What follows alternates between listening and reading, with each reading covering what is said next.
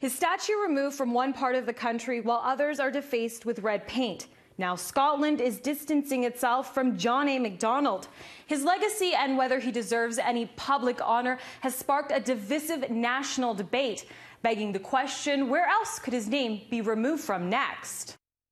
He was our first Prime Minister.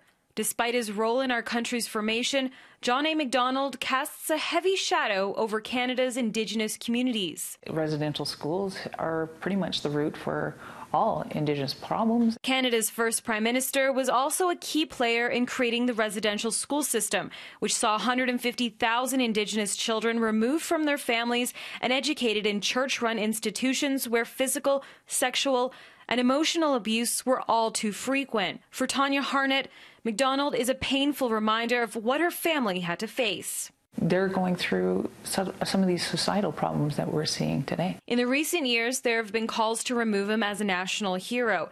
This month in Victoria, Macdonald's statue outside City Hall was torn down, while monuments in Regina and Montreal defaced with paint.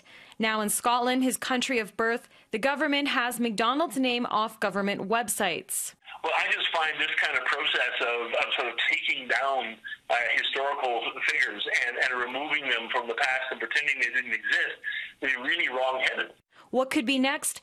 There's about a dozen schools in Canada named after John A. Macdonald, mainly in Ontario, with ones in Quebec, Calgary, and Nova Scotia. I'd like to see some of those change. Name changes aren't new to Canada. Before World War I, the city of Kitchener was called Berlin. I can imagine there's going to be a lot of young kids that are going to come through, and they're going to be thinking, why are we in this place with the man who organized the residential school systems, and we know that it was wrong. Tanya says we can't erase our history, but we should recognize it, the good and the bad. We have to take a look at what Canada means now.